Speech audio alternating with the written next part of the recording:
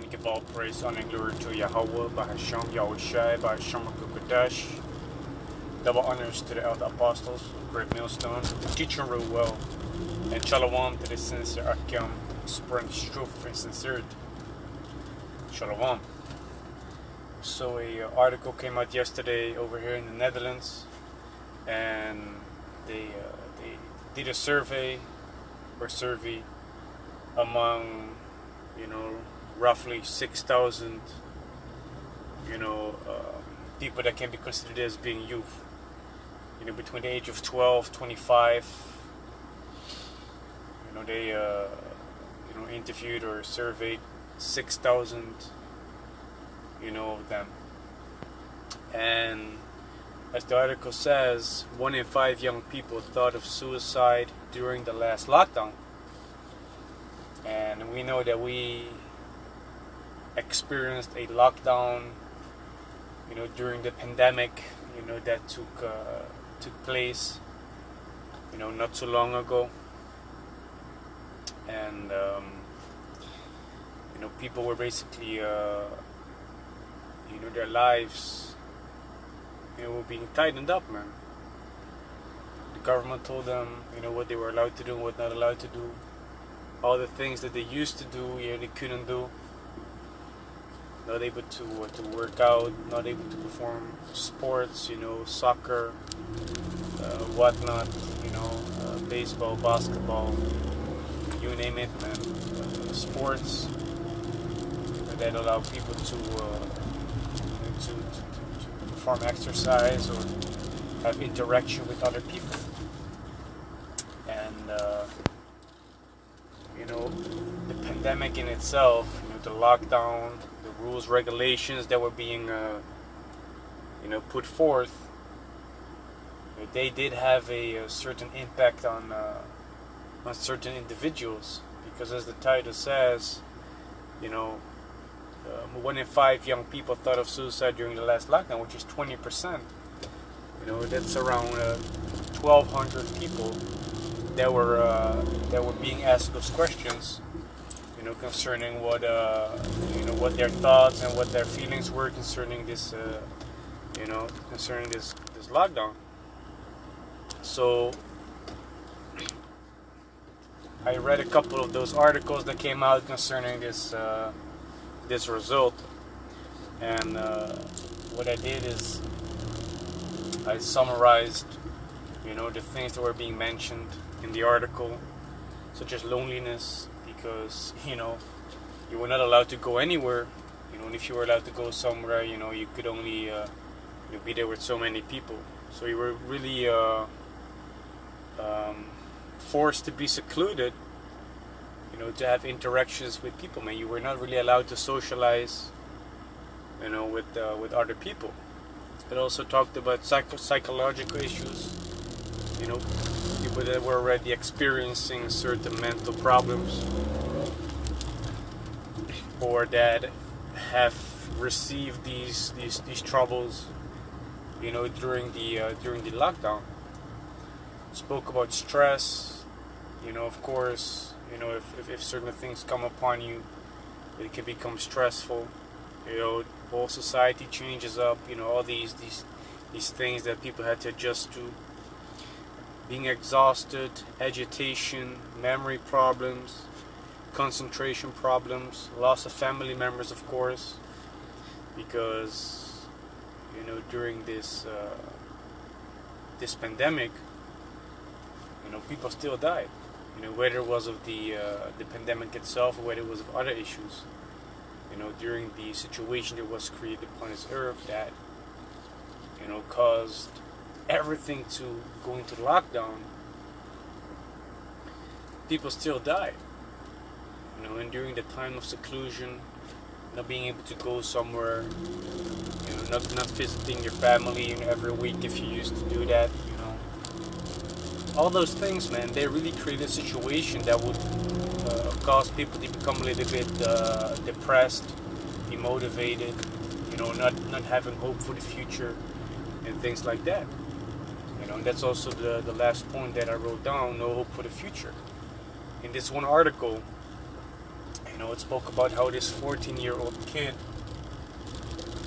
he didn't commit suicide. That's what the article itself said. But they did say that he, during this pandemic, he tried to look for ways to, find a little bit of happiness again. So what did he do?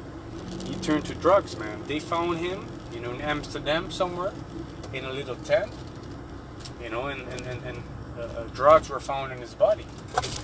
So he was seeking after that, dopamine hit, man, that pleasure that people are looking for, because all the pleasure that, had been upon the earth, things that people like to do, that was taken away. We in this truth, we understand that it's better to be in the house of mourning, than to be in the house of mirth. Because if you're in the house of mirth, man, you're not busy with the things that are happening all around you. But if you're in the house of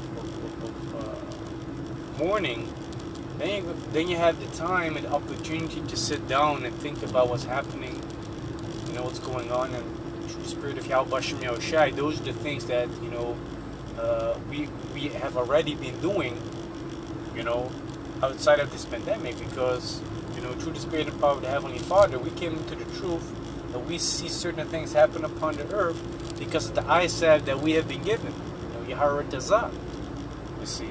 So those people that used to be in the house of mirth all the time, going after their lust, after their pleasures, these things being taken away from them, the socializing, the working out, the interactions when you go to soccer or tennis or whatever type of sports these people play, to have interaction with people. If these things are taken away from you, man, that's gonna have a huge impact on you. Because yes, we're still human beings, man, and certain people they like to be more by themselves, but still those people, they do need some social interaction, for mental health's sake, man. Of course, other people need more social interaction than others, and when those things are taken away, it might have a bigger impact on those people, and the results are 20%, man, of those that were being interviewed and surveyed. They spoke about that they had suicidal thoughts, man, about taking their life. And that's because, of all the things that they experienced, man, and not having hope for the future. This is Ecclesiastes chapter 12 and verse 3. In the days when the keepers of the house shall tremble, and the strong man shall bow themselves, and the grinders cease because they are few, and those that look out of the windows be darkened. And this is going into, the economy, the society that is being set up, up and running. How that's basically coming to a halt. The keepers of the house refer to those that occupy themselves with the economy. What happened during this pandemic, man. The whole way of society had been affected, man. Certain market crashes have been, coming to pass. One brother who's a little bit into stock market, he said that it's basically a bloodbath, man, meaning that it's only going into the negatives. So that's not a very good, expectation for the future, man, concerning the economy. You see, that's something that also took place during this pandemic. It also talks about how the grinders shall cease because they are few, which is going into how there's going to be more unemployment. Work's going to stop. And that's going to happen eventually. But the things that happen upon this earth during the pandemic, they all attribute towards society collapsing. And when it says, and those that look out the windows be darkened, it's going into how the people are going to try to look towards the future, but they see that there's no hope for them. They see they see nothing positive about the future.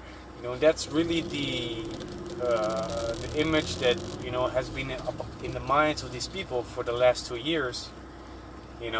That things wouldn't really go any better, man. So if those people have no hope and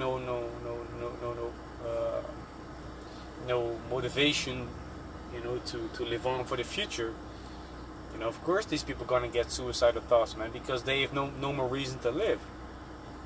You see? So if you have no reason to live, why would you not, think about those thoughts that come in your mind, man, concerning that? You see?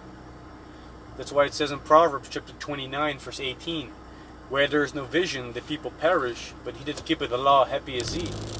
And a vision, is referring to, an outlook towards the future,